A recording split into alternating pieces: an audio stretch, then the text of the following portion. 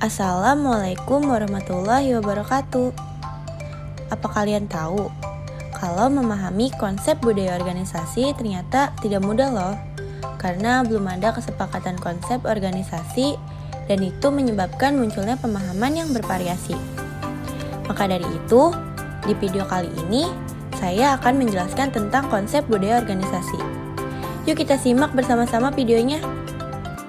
Menurut Robbins, budaya organisasi merupakan perekat sosial yang mengikat anggota-anggota organisasi secara bersama-sama melalui nilai-nilai bersama.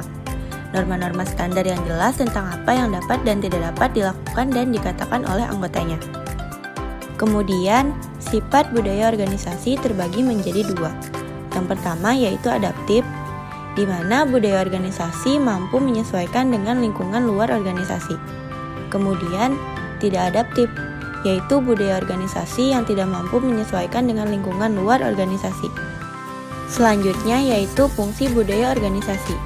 Yang pertama, memberikan identitas organisasi kepada karyawan, memudahkan komitmen kolektif, mendukung stabilitas sistem atau hubungan sosial antarpersonal, dan memudahkan karyawan memahami tujuan organisasi. Kemudian, karakteristik budaya organisasi. Yang pertama, inovasi dan pengambilan resiko, kemudian perhatian kerincian, orientasi hasil, orientasi orang, orientasi tim, dan kemantapan. Elemen budaya organisasi terbagi menjadi dua. Yang pertama yaitu elemen idealistik, yakni asumsi dasar yang bersifat diterima apa adanya dan dilakukan di luar kesadaran. Asumsi dasar tidak pernah dipersoalkan atau diperdebatkan keabsahannya.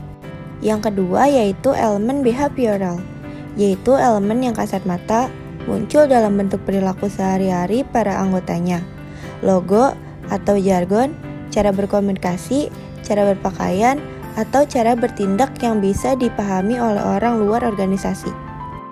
Robbins dan Judge mengatakan proses penciptaan budaya organisasi terbagi dalam 3 cara, yaitu yang pertama, pendiri hanya merekrut dan mempertahankan karyawan yang sepikiran dan seperasaan dengan mereka.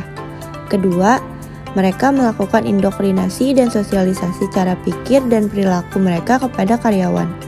Ketiga, perilaku pendiri sendiri bertindak sebagai model peran yang mendorong karyawan untuk mengidentifikasi diri dan dengan demikian menginternalisasi keyakinan, nilai, dan asumsi pendiri tersebut.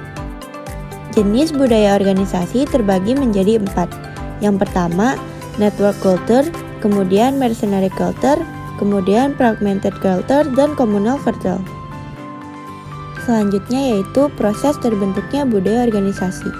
Pertama, yaitu filosofi pendiri, kemudian ke kriteria seleksi, ke manajemen puncak, sosialisasi, dan budaya organisasi.